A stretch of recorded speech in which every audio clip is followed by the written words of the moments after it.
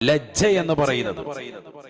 ഇന്ന് ഈ സത്യവിശ്വാസികളാകുന്ന നമ്മളിൽ ഓരോരുത്തരും, പ്രത്യേകിച്ച് മുഅ്മിനാണ് എന്ന് ആധാർ കാർഡിലും റേഷൻ കാർഡിലും പാൻ കാർഡിലും എന്ന് വേണ്ട ബർത്ത് സർട്ടിഫിക്കറ്റിലുമൊക്കെ അടയാളപ്പെടുത്തി ജനങ്ങൾക്കിടയിൽ ജീവിക്കുന്നതായ വലിയ വലിയ സമുന്നതരാകുന്ന ആളുകൾക്കിടയിലും ഉമറാക്കൾക്കിടയിലും ലജ്ജ നഷ്ടപ്പെട്ടു പോയതാകുന്ന വസ്തുതയാണ് ഇന്ന് യഥാർത്ഥത്തിൽ നിലകൊള്ളുന്നത്.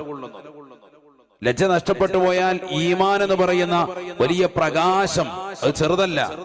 നൂറുൻ യഖ്ദിഫുഹുല്ലാഹു അലാ ഖൽബി മൻ യശാഉ. അല്ലാഹു ഉദ്ദേശിച്ചവന്റെ ഹൃദയത്തിൽ അല്ലാഹു നൽകുന്ന പ്രകാശത്തിന്റെ ചെറിയ തീരമാണ്, ശോണിമയാണ് ഈ ഹിദായത്ത്. ഇതെപ്പോ വേണമെങ്കിലും അണയാം, ഏത് സെക്കൻഡിലും അണയാം. ഇത് അണയാതിരിക്കാൻ പരിശ്രമിച്ചുകൊണ്ടാണ് 5 വഖത്ത് നമസ്കാരത്തിൽ ശാഫി മദ്ഹബ് അനുസരിച്ചുകൊണ്ട് എല്ലാ ദിവസവും 17 പ്രാവശ്യം ഫാത്തിഹ സൂറത്ത് ഇമാമും മഅ്മൂമുമായി നിലകൊള്ളുന്നവർ മുഴുവനും അവരുടെ നമസ്കാരങ്ങളിൽ ഓതുന്ന ഫാത്തിഹ 17 പ്രാവശ്യം ഫർദ് നമസ്കാരങ്ങളിലൂടെ ഓതി അല്ലാഹുവിനോട് നാം അറിയാതെ തേടിക്കൊണ്ടിരിക്കുന്നതായ ഒരേ ഒരു കാര്യം, ഇഹ്ദിനസ് സിറാത്തുൽ മുസ്തഖീം, നേരായ വഴിയിലേക്ക്, സിറാത്തുൽ മുസ്തഖീമിലേക്ക് ഞങ്ങളെ നയിക്കണേ എന്നുള്ള ചോദ്യമാണ്. ഹിദായത്ത് ഒരു ചെറിയ വിഷയമല്ല, ചെറിയ കാര്യമല്ല. അതുകൊണ്ടാണ് ബഹുമാനപ്പെട്ടതാകുന്ന ഇമാം ബൈലാവി റളിയല്ലാഹു അൻഹു, നമ്മുടെ ഈ സദസ്സിലിരിക്കുന്ന ഉസ്താദുമാർക്ക് ഇമാം ബൈലാവി റളിയല്ലാഹു അൻഹു തഫ്സീർ പരിചയമാണ്. അൻവാറു തൻസീൽ വ അസ്റാർ തഅവീൽ എന്ന തഫ്സീർ ബൈലാവിയുടെ ആമുഖത്തിൽ ഫാത്തിഹയെ വിശദീകരിക്കുമ്പോൾ ധാരാളം നാമങ്ങൾ ഫാത്തിഹയ്ക്കുണ്ട് എന്ന് വിശദീകരിച്ച കൂട്ടത്തിൽ അദ്ദേഹം ഫാത്തിഹയ്ക്ക് ഒരു പേര് പറഞ്ഞു, സൂറത്തു ദുആഇ. ഫാത്തിഹ സൂറത്ത് എന്ന് പറഞ്ഞാൽ പ്രാർത്ഥനയുടെ സൂക്തം എന്നുകൂടി പേരുണ്ട്. ശരിക്കും മനസ്സിലാക്കണം ഏതാണ് ഈ പ്രാർത്ഥന. ഫാത്തിഹ സൂറത്തിൽ മുഴുവനും ഓതി നോക്കിയാൽ ആകെയുള്ള പ്രാർത്ഥന തുടങ്ങുന്നത് ഇഹ്ദിനസ് സിറാത്തുൽ മുസ്തഖീം, ഋജുവായ നേരായ സിറാത്തുൽ മുസ്തഖീമിലേക്ക് ഞങ്ങളെ നീ എത്തിക്കണേ എന്നുള്ള ഹിദായത്തിന്റെ തേട്ടമാണ് ഈ പ്രാർത്ഥന. ഈ ഒരു ഹിദായത്തിന്റെ തേട്ടം വരുന്നത് കൊണ്ട് തന്നെ ഇമാം ബൈലാവി റളിയല്ലാഹു അൻഹു വലിയ മുഫസ്സിറാൻ, ഖുർആൻ വ്യാഖ്യാതാക്കളിൽ സമുന്നത വ്യക്തിത്വമായി ഉലമാക്കൾ നമ്മളെ പഠിപ്പിച്ചതാകുന്ന മഹാനുഭാവൻ. നമ്മൾക്കിടയിലിരിക്കുന്ന ഉസ്താദുമാർ ബിരുദാനന്തര ബിരുദത്തിന് വേണ്ടി കോളേജുകളിൽ പോകുമ്പോൾ അവിടെ സമുന്നതരാകുന്ന ഉസ്താദുമാർ, മശായിഖന്മാർ ഓതിക്കൊടുക്കുന്നതാകുന്ന ഗ്രന്ഥമാണ് തഫ്സീർ ബൈലാവി. ആ അൻവാറു തൻസീൽ വ അസ്റാർ തഅവീൽ എന്ന തഫ്സീർ ബൈലാവിയുടെ ആമുഖത്തിൽ ബഹുമാനപ്പെട്ടവർ ഇതിന് പേര് സൂറത്തു ദുആഇ എന്ന് കൊടുക്കാൻ കാരണം പറഞ്ഞത് ഇഹ്ദിനസ് സിറാത്തുൽ മുസ്തഖീം എന്നുള്ള ഹിദായത്തിന്റെ തേട്ടം ഈ ഫാത്തിഹ സൂറത്തിലുള്ളത് കൊണ്ടാണ്. ശരിക്കും മനസ്സിലാക്കണേ. ശാഫി മദ്ഹബുകാരായ നമ്മളെ സംബന്ധിച്ചിടത്തോളം നിസ്കാരത്തിൽ ഇമാമും മഅ്മൂമും രണ്ടുപേരും ഫാത്തിഹ ഓതൽ നിർബന്ധമാണ്. തറാവീഹ് നിസ്കരിക്കുന്ന സമയത്തും മഅ്മൂമായി ഇമാമിനെ പിന്തുടരുന്നവനും എന്ത് ഓതൽ നിർബന്ധമാണ്? ഫാത്തിഹ ഓതൽ നിർബന്ധമാണ്. ലാ സ്വലാത്ത ലിമൻ ലം യഖറ ബിഫാത്തിഹത്തിൽ കിതാബ്. ഫാത്തിഹ ഓതി നിസ്കരിച്ചില്ല എങ്കിൽ നിസ്കാരം അസാധുവാണ്. ഈ ഹദീസിന്റെ വെളിച്ചത്തിൽ ഉലമാ നമുക്ക് പഠിപ്പിച്ചത് അത്തരത്തിലാണ്. അതുകൊണ്ട് തന്നെ ഫാത്തിഹ മസ്റ്റാണ്. ഈ ഫാത്തിഹ ഒരു ദിവസം 5 വഖത്ത് നമസ്കാരം, സുബഹി 2, ളുഹർ 4, അസ്ർ 4, മഗ്രിബ് 3, ഇശാ 4, 17 റക്അത്താണ് വരിക.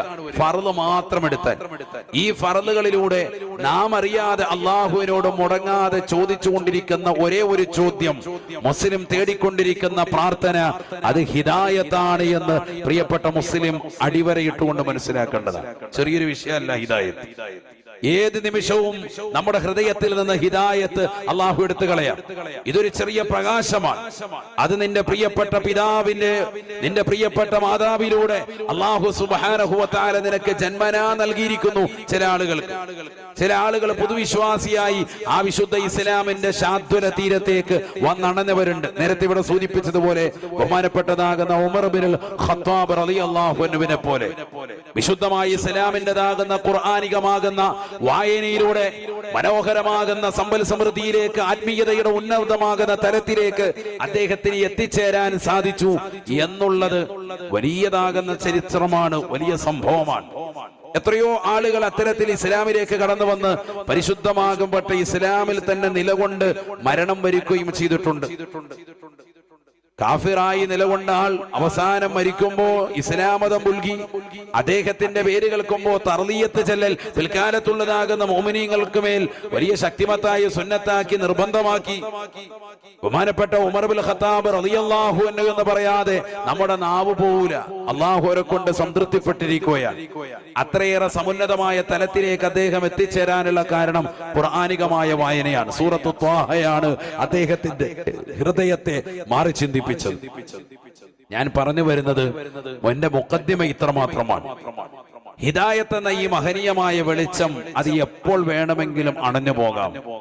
നമ്മളിൽ ലജ്ജ എന്ന് പറയുന്നത് കുടികൊണ്ടാൽ ആ ഹിദായത്ത് എന്ന ഈമാനിക പ്രകാശം തീർച്ചയായും നഷ്ടപ്പെട്ടു പോകും. അള്ളാഹു നമ്മളെ കാക്കുമാറാവട്ടെ.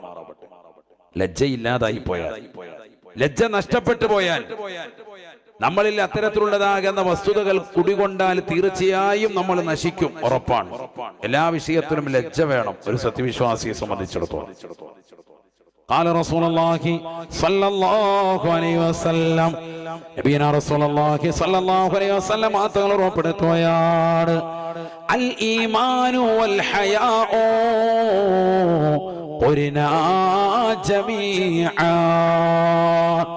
വിശ്വാസവും ലജ്ജയും പരസ്പര പൂരകങ്ങളാണ്, പരസ്പരം ബന്ധമാണ്, കണക്ഷനാണ്. വിശ്വാസവും ലജ്ജയും പരസ്പര പൂരകങ്ങളാണ്, രണ്ടും വളരെയേറെ കണക്ഷനാണ്. സയ്യിദുനാ റസൂലുള്ളാഹി. എന്നിട്ട് നബി തങ്ങൾ പറയാണ്, ശരിക്കും ശ്രദ്ധിക്കണേ,